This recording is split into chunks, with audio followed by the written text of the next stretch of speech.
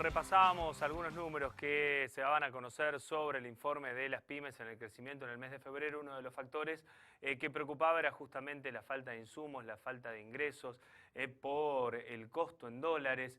También hablamos de la realidad económica con los plazos fijos, con la dolarización, con el aumento de las tasas, la preocupación de los argentinos que tenemos con esta economía tan volátil en nuestro país, sumado a un año, bueno, netamente político, un año de elecciones. Le voy a agradecer este tiempo a Pablo Olivares, quien es docente de la Facultad de Ciencias Económicas, porque con él vamos a tratar de entender esta realidad. ¿Qué tal, Pablo? Buenos días. ¿Cómo estás? Un gusto. El dólar rige nuestra vida. El dólar ha tenido desde hace muchos años, décadas en Argentina, una referencia cultural, digamos, y que sobre todo se acrecienta cuando la moneda argentina tiene episodios donde además de perder una de las funciones a veces de reserva de valor, también cuando se acelera la inflación por encima de determinado parámetro, también empieza a afectarse la otra función que es la de unidad de cuenta.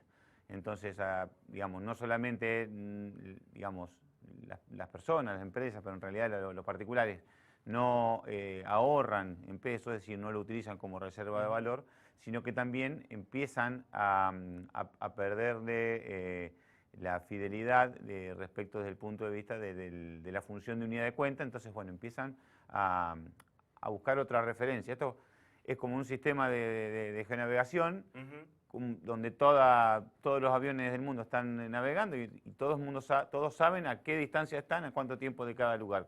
Si en algún momento uno pudiese simular que de pronto esa distancia y ese tiempo de llegada empezase a variar, empezase a dejar de ser confiable, pensemos qué pasaría en un sistema de ese tipo. Bueno, en el sistema de precios sucede lo mismo cuando la unidad en la que se expresan empieza a tener ese problema. Entonces, los distintos actores económicos empiezan a buscar otras referencias. Pero es mucho más complejo que decir, bueno, todo se refleja a dólar, porque las estructuras de precios implican empresas con distintos poderes de traslado de aumentos, y tenemos empresas grandes, sobre todo aquellas que operan en mercados oligopólicos, que tienen la posibilidad de trasladar mayores precios, y a veces, cuando uno sigue el dólar, los aumentos de precios están por encima del dólar. Entonces, si uno mira, por ejemplo, el último año, el dólar libre se incrementó mucho menos que la inflación. Entonces, ojalá hubiesen estado de alguna manera reflejados por el incremento del dólar, porque en ese sentido hubiese habido una menor inflación. Con lo cual es mucho más complejo, porque a veces hay empresas que cuando el mejor referente para sus intereses es el dólar, utilizan el dólar, pero cuando tiene un insumo importado que por alguna razón incrementó y no tiene nada que ver con la cotización del dólar, lo incrementan desde ese punto de vista. En cambio, las pymes, que son tomadoras de precios, tienen otra situación porque están entre esa presión de sus proveedores, que muchos son oligopólicos, estamos hablando de cartón, vidrio, acero, mientras que la demanda a veces no está en las condiciones de poder absorber, tienen demandas a veces más elásticas y no pueden trasladar esos aumentos de precios, con lo cual es mucho más complejo decir que todo se traslada a dólar y todo aumenta pari passu, sino que a veces cuanto mayor inflación hay, mayor dispersión de precios relativos hay, y las empresas se ven ante una situación donde a veces sus costos se incrementan a un mayor porcentaje de lo que pueden trasladar a la demanda, y es donde a veces la pyme, creo que uno de los más afectados por el proceso inflacionarios son las pymes. Bueno, justamente eso le iba a consultar, Pablo. En este impacto que tiene la dolarización, ¿a todos les llega por igual, o el sector pyme y el sector de los particulares lo siente más con la variación de precios cuando va al supermercado, con esa cadena que viene y que termina, ¿no?, las góndolas para nosotros? Justamente, la inflación tiene múltiples efectos, pero sobre todo distributivos. No impacta, es decir, no es que todo es como que uno lo tuviese que aplicar por un coeficiente y todo simplemente es una cuestión de ajuste cuantitativo. No, hay un impacto muy asimétrico. Los particulares, según qué ingresos tienen, según cuánto esos ingresos estén actualizados y con qué frecuencia, y las pymes lo sufren de otra manera y las grandes empresas lo pueden mitigar de otra. Es un efecto pernicioso porque, digamos, uno de los patrones que se analizan y todos los procesos inflacionarios muestran es que cuanto mayor es la inflación, mayor dispersión de precios relativos se genera. Es decir, los precios se enloquecen mucho más, y por lo tanto esa dispersión de precios relativos puede hacer que determinadas actividades que eran rentables lo dejen de ser, o hay actividades que eran rentables y pasen a ser más rentables porque quien la desarrolla tiene mejores Sí. condiciones para trasladar a precios. Y en cuanto a lo que es este año político, ¿cuánta incertidumbre genera, ¿no? a una economía que ya tiene sus vaivenes? Bueno, la política está muy relacionada con la economía, no solamente, sobre todo desde el punto de vista de la toma de decisiones, sobre todo desde el punto de vista del ejercicio de la autoridad para hacer política económica y a fin de cada periodo hay un proceso de pérdida de esa intensidad de autoridad y al mismo tiempo todos los actores están en expectativas de qué acontecerá un nuevo ciclo, quién estará a cargo, cuál será su perfil de la economía, pero no solamente con la expectativa de qué va a hacer ese nuevo gobierno, sino en un año donde se juega tanto en la política, cuáles van a ser las medidas y qué márgenes tiene para hacerlo el quien está ejerciéndola. Es decir, tiene margen para hacer determinadas acciones y cuánto va a tratar de manipular las variables económicas en su favor para incidir en el terreno electoral. Entonces todo eso empieza a generar una suerte de mayor incertidumbre, si se hace mucho más complejo entender qué acontezca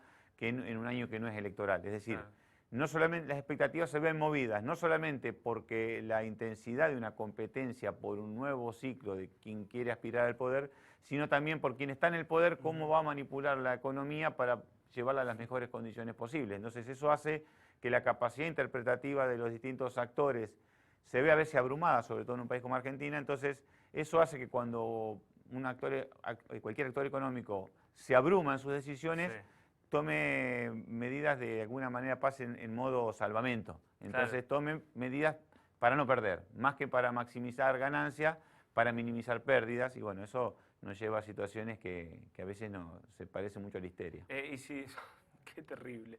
Y si lo bajamos a la realidad del argentino de a pie, del argentino de barrio, del argentino que piensa en el plazo fijo, en la dolarización, bueno, ¿cuál es esa realidad que tiene? Bueno, esa realidad, primero, si tiene una capacidad de ahorro, si está dentro de los que pueden tener capacidad de ahorro, digamos, empieza a aparecer la incertidumbre, la incógnita de que esa capacidad de ahorro no se le disminuya o se le coman los ahorros.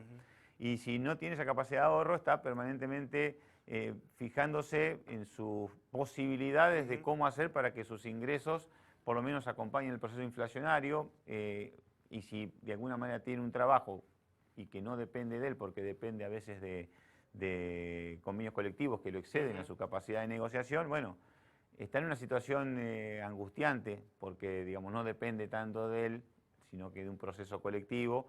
Y bueno, en el día a día trata de manejarse hasta tanto la esperanza de que se normalicen estas variables económicas, de tratar de que por lo menos no incrementar su nivel de endeudamiento. Creo que pasa por ahí. Hoy sabemos que el endeudamiento, ya sea en una cuenta corriente o con tarjetas de crédito o con distintos medios financieros que bueno, digamos, la modernización nos ha llevado, es un aspecto que por ejemplo, el que tiene, para sintetizar, el que tiene capacidad de ahorro está mirando de cómo no se le come el poder adquisitivo de esos ahorros, y el que no lo tiene está mirando más que nada, además de llegar a fin de mes, para usar una frase muy, muy coloquial, sino al mismo tiempo no incrementar su nivel de endeudamiento, porque en el fondo lo que hay que tener en cuenta es que todo endeudamiento para consumo es una posposición de ingresos que todavía no se tienen.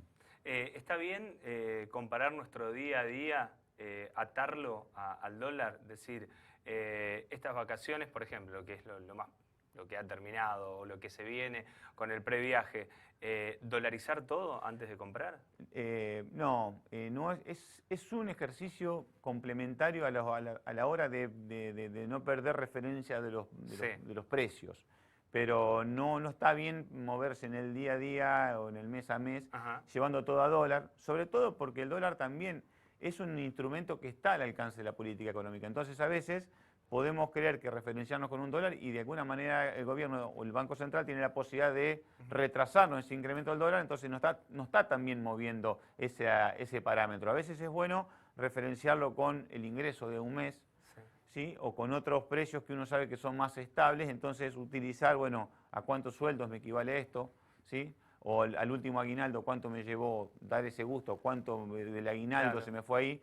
Entonces, a veces es bueno usar patrones relativos en términos porcentuales sobre otra magnitud que uno le pueda tener una mirada más cercana y que sea más representativo. Principalmente el ingreso. Bueno, el ingreso del hogar. ¿Cuánto me representa lo que voy a tener que gastar en esto? Voy a tener que cambiar las cubiertas del auto. ¿Cuánto me están reflejando hoy ese gasto?